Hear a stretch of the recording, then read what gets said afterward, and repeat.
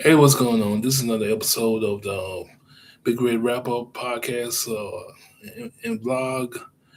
I got to show in that title some kind of way. But seriously, this is dedicated to Dan Orlowski. I think I'm going to dedicate this episode to Dan Orlowski, or whatever, however you say his last name. He recently made a comment or opinion, had an opinion concerning the number one draft picks as far as in this coming draft, and he picked Ty Simpson of Alabama, and as far as being the number one quarterback in this upcoming draft. We are entitled to, of course, we are all entitled to our opinion, and because our opinion is free to use. Bottom line. But in this case, it has to be the worst take, worst opinion ever. I swear, man, I swear, this has to be the worst opinion ever uttered from a so-called commentator. When you make opinions like that, when you put a guy in front of a guy that beat that guy, you might want to consider a career change. You might want to. I just don't get it. I really from the beginning, all together in general. Why is this guy? Why does this guy have an opinion? He was on a 0-16 Lion team. My goodness, the only thing I can think of is they seen something in him in the ESPN. They must have seen something in him. How do you have an opinion when you was on a 0-16 Lion team? Man, man. But back to the subject of this episode, dude. If you think Ty Simpson of Alabama is better than Fernando Mendoza, which won a national championship and beat Ty Simpson on the way to their title, you need to be psychologically examined. You need to be examined. Like I said, this has to be the worst take ever. I don't get the story for this take right here, but man, God bless the Paul McAfee show for splashing a dose of reality in his face. Man, he criticized Mendoza's game. He criticized the team, saying in one of them games he was talking about, I think the Ohio State game, where IU only had 6 points through a certain amount of quarters. Yeah, my goodness, he criticized he criticized Mendoza as a player that doesn't step up in big games. And that's the crazy part of this take. He criticizes Mendoza, a player that doesn't step up in the big games.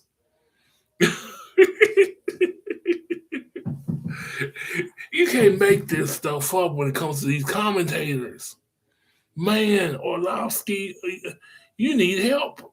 Are you crazy? Are you crazy? Man, are you crazy? He criticized Mendoza, the Heisman Trophy winner, because he doesn't know how to win big games. My goodness. And last time I checked, he beat he beat Alabama 38-3. And he made the excuse out of that because of Ty Simpson was hurt. And if last time I checked, IU was leading, before Ty Simpson was hurt, IU was winning the game anyway. I swear, IU was winning the game anyway. And he went down the road to Oregon. He beat Oregon. He beat Ohio State in the Big Ten championship game. Oh, oh. See, that's the dark side of commentary. You got guys in studios that don't know what they're talking about. They really don't. Because once again, why? What opinions can you offer when you was on yourself, the 0-16 Lion team. What opinions can you offer? I know I ain't a football player. Speaking personally, I know I ain't a football player, and I have no business. I can offer firsthand knowledge, but I can go back to common sense and offer that. but man, you you are football. You played football. You played football. Despite you being on a 0-16 team, and you put in and you put together an opinion like that on on tape. You think that's because you see a lot of tape at guys number one. And it kills me how they go down the list, the smallest, minute things. See, a lot of these guys don't know football. To be Captain Obvious, they don't know football whatsoever. And this is the perfect example. This is a perfect Hall of Fame, terrible. It has to be the worst take ever. The perfect example of a guy that knows how to put together a lot of big words.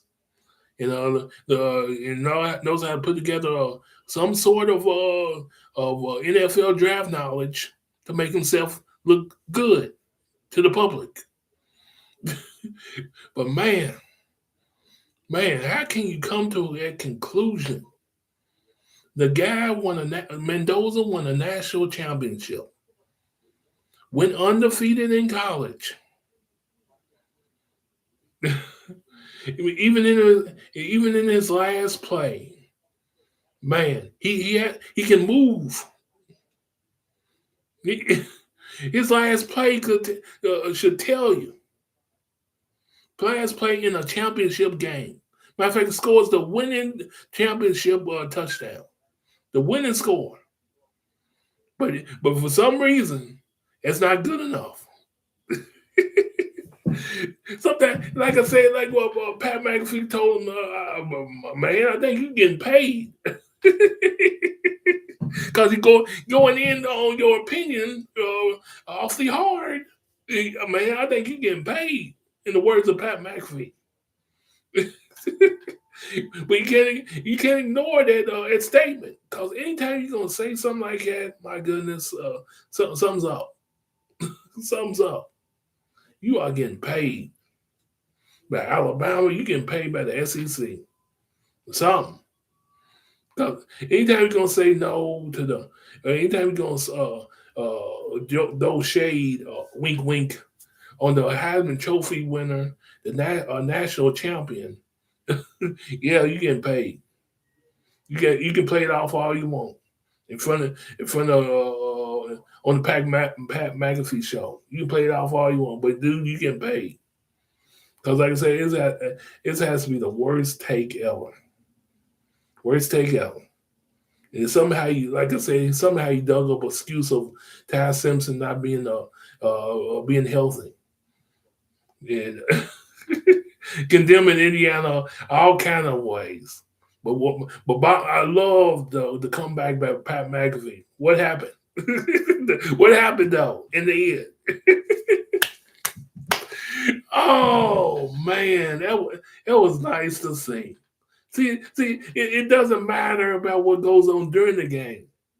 It matters what happens in the end of the game. Indiana went 16-0, and won the national championship.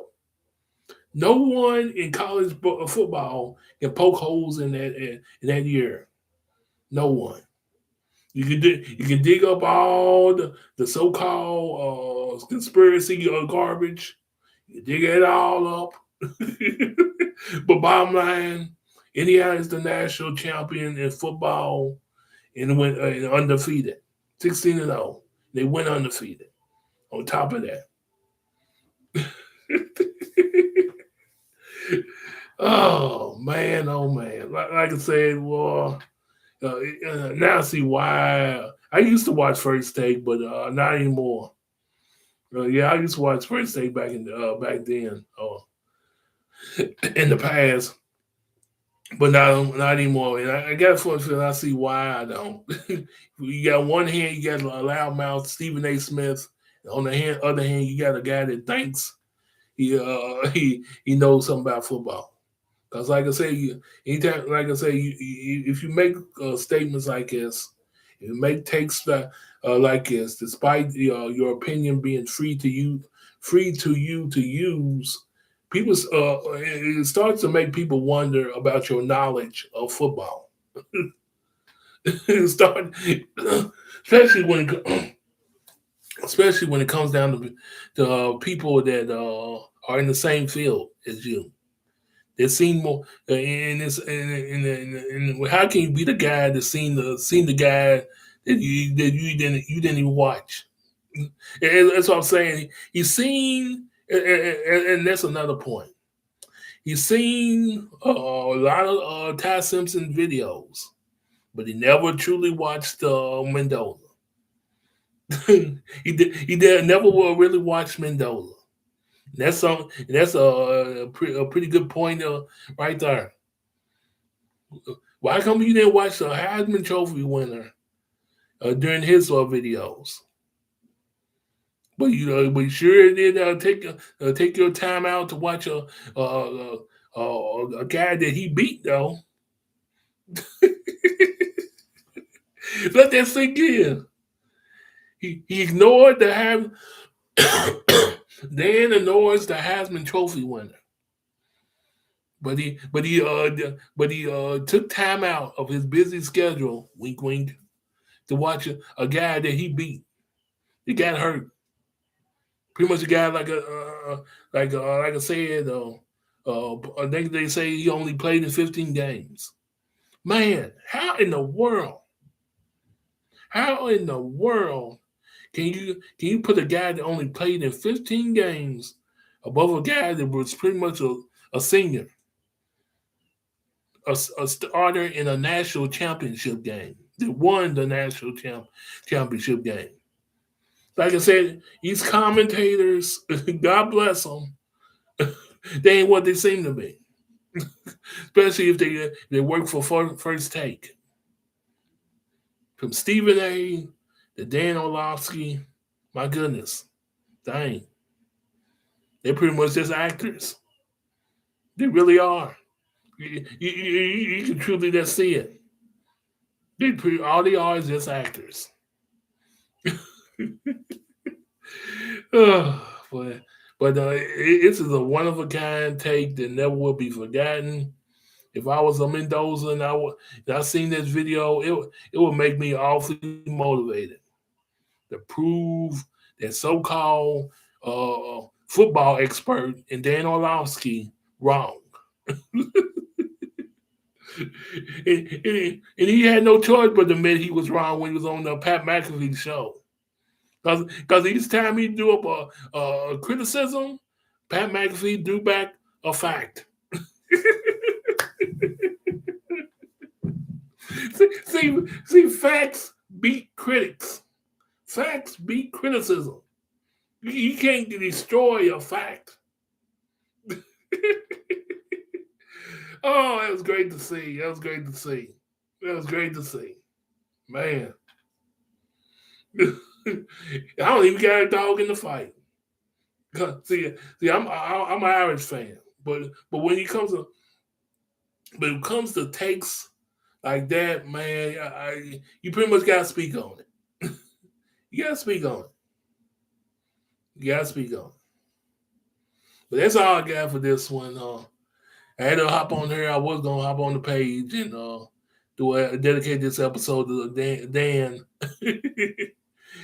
I decided to help out my podcast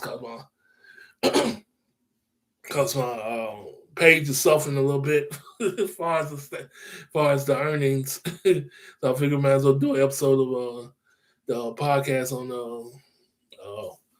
as far as this news was his take. They will never be forgotten. Well, but that would do it. Y'all have a good one. Have a good rest of your week. God bless you. Go Hoosiers.